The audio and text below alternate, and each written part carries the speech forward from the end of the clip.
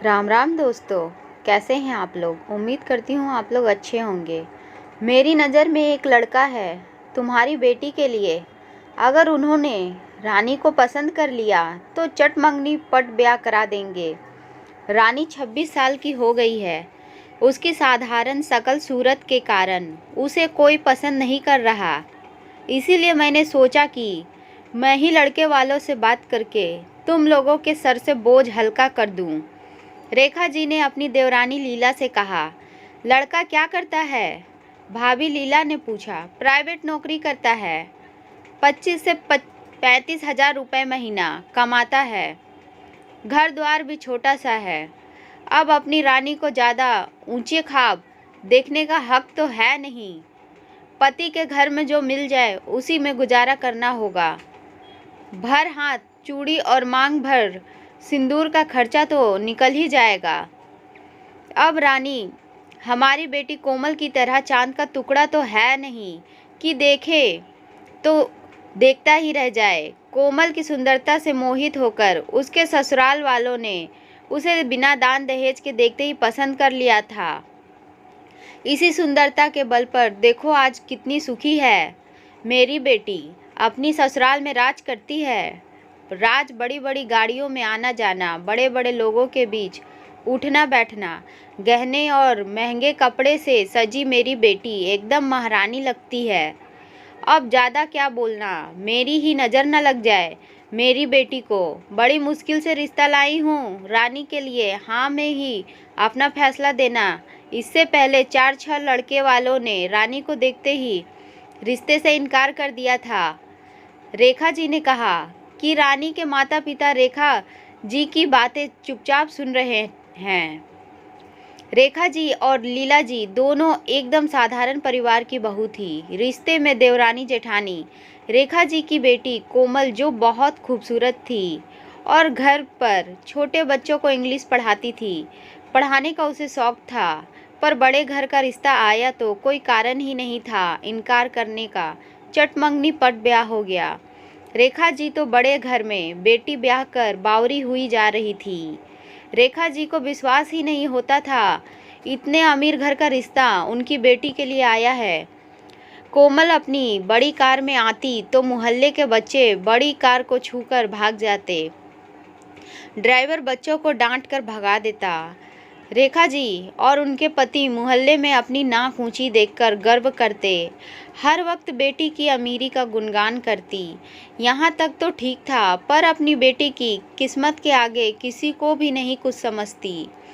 अपनी देवरानी की साधारण शकल सूरत की बेटी रानी पर हमेशा तंज कसती आई। राघव और उसके माता पिता रानी को देखने आए। रानी को देखने के बाद राघव के पिताजी ने कहा, हमें आपकी बेटी पसंद है। शादी के बिना दान दहेज के कुछ करीबी रिश्तेदार और मित्रों की मौजूदगी में होगी। आप लोग ज़्यादा परेशान ना हो। यह शादी में रानी के पिता द्वारा कोमल और उसके ससुराल वालों को भी निमंत्रित किया गया। अरे बिटिया अकेली आई, दामाद जी साथ नहीं आए? हमने तो 2-3 बार फ़ोन करके उन्हें आमंत्रित किया था। लीला जी ने कोमल से कहा, जो अभी अभी अपनी बड़ी गाड़ी से उतरी थी। कोमल कुछ बोलती इससे पहले ही रेखा जी बोल पड़ी, इतनी बड़ी गाड़ी में आई है मेरी बेटी, वह क्या कम है? अब हमारे दामाद कोई प्राइवेट नौकरी थोड़ी करते हैं कि उन्हें जब चाहो तब छुट्टी मिल जाए।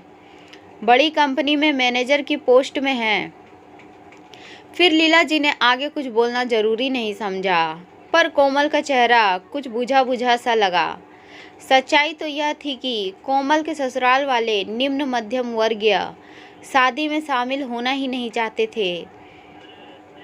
2 साल की शादी में कोमल के ससुराल वाले कभी उसके मायके नहीं आए। रानी के परिवार में उसके माता पिता और एक छोटा भाई एक बहन थी। उन्हीं के घर से लगा रेखा जी का घर परिवार था। रानी जब पहली बार मायके आई तो उसका चेहरे की रंगत ही बता रही थी कि वह ससुराल में कितनी खुश है। कुछ दिनों बाद उसके पति राघव उसे लेने आए। उसकी सास ने यथाशक्ति सबके लिए उपहार भिजवाए। वह उपहार छोटे थे पर देने की भावना बड़ी थी। राघव भी घर के सदस्य की तरह व्यवहार करता, ना कि मेहमान बनकर रहता। दामाद जी, खाना लग गया है, खाना खाने चलिए, रानी की माँ ने आग्रह करते हुए कहा। आप सबकी थाली कहाँ है? केवल 3 थाली देखकर राघव ने पूछा। जी, पहले आप, रानी और रानी के पापा खा लीजिए, फिर हम भी सब भी खाना खा लेंगे। मैं गरम गरम पूरी परोसती हूँ, आप बैठिए, खाना ठंडा हो जाएगा। लीला जी बोली, नहीं माँ, हम सब साथ खाना खाएंगे। सारा खाना आप बाहर ले आए, हम सब नीचे बैठकर आराम से साथ में खाना खाएंगे। मुझे अपना बेटा ही समझिए, कोई औपचारिकता करने की ज़रूरत नहीं है, राघव बोला। रानी पति के सहज व्यवहार से बहुत खुश होती है। वहाँ रेखा जी भी मौजूद थी। तभी खाना खाने के बाद रानी अपनी माँ की मदद करने किचन में जाती है, फटाफट बर्तन मांजने लगती है। उसे देखते ही रेखा जी तंज कसती है। हाँ, ससुराल में भी बर्तन मांजने की आदत छूटी नहीं होगी, काम वाली तो होगी नहीं।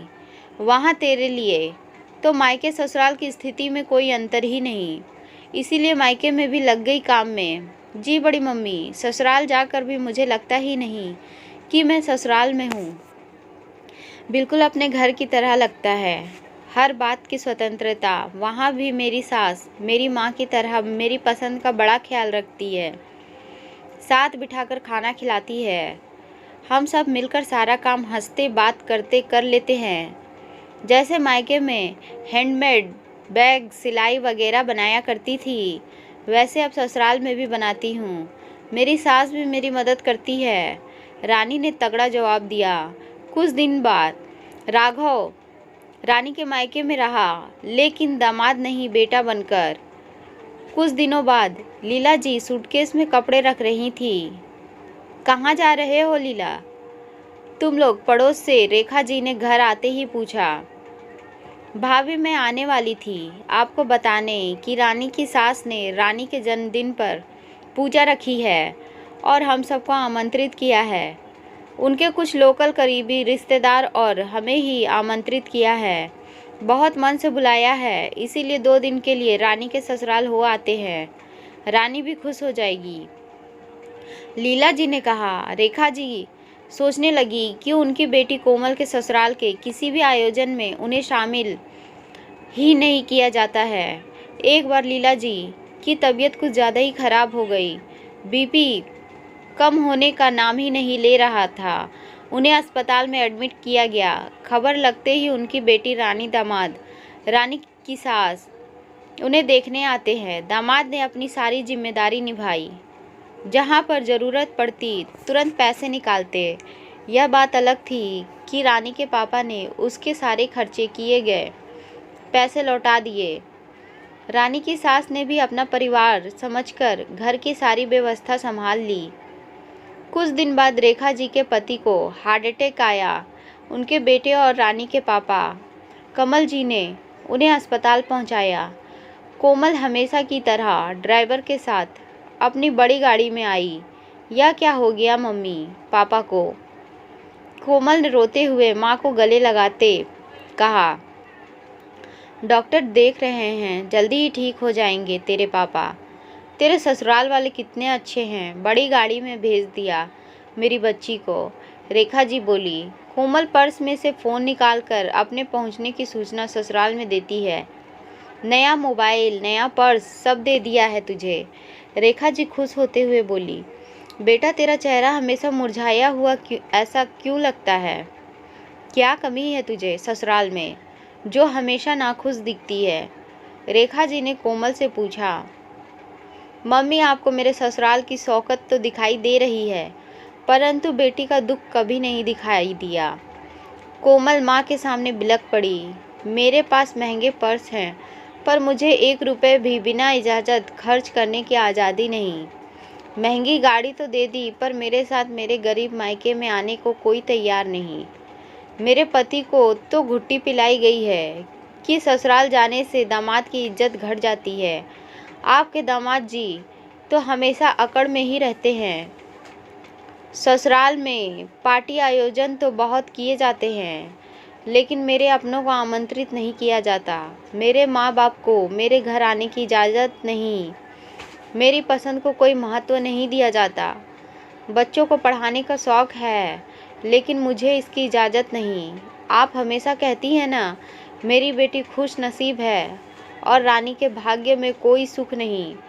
ना मायके में पैसा देखा ना और ना ससुराल में। पर माँ, मैं जानती हूँ रानी बहुत भाग्यवान है। उसके दोनों हाथों में लड्डू है।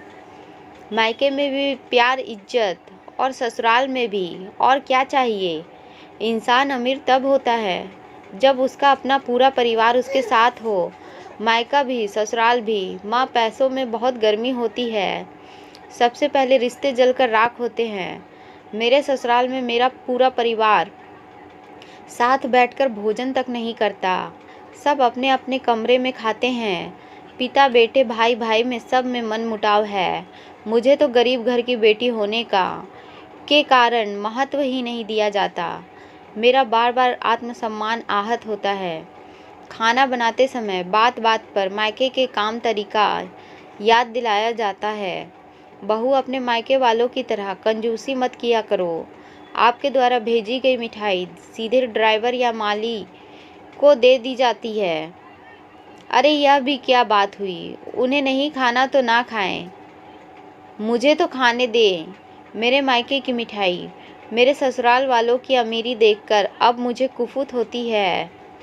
कोई बात पसंद नहीं हो तो प्यार से भी समझाया जा सकता है। हर बात में मायके वालों को ताना देना ठीक नहीं है। माँ, रानी का पति सही मायने में अमीर है। रानी के चेहरे पर मैंने सच्ची मुस्कान देखी है, क्योंकि उसके पति ने उसे प्यार के साथ साथ सम्मान भी दिया है। साथ साथ उसके मायके वालों को भी दिल से अपनाया है। हाँ बेटा, तू ठीक कह रही है। रानी बड़े दिल वालों के घर में खुश है। खुशियों को पैसों से नहीं तौलना चाहिए, रेखा जी ने कहा। दोस्तों, सिर्फ ऊंचे अमीर घर में शादी करने से बेटी को संसार के सारे सुख नहीं मिल जाते हैं। अगर ससुराल में बेटी को सम्मान और अपनापन मिले तो वह छोटे से घर में भी खुश रहकर बरकत से सब कुछ कर लेती है। आपको कहानी कैसी लगी हमें कमेंट बॉक्स में ज़रूर बताएं। और चैनल को पर पहली बार आए हैं तो हमारे चैनल को सब्सक्राइब ज़रूर करें और बेल आइकन को दबाना ना भूलें। धन्यवाद।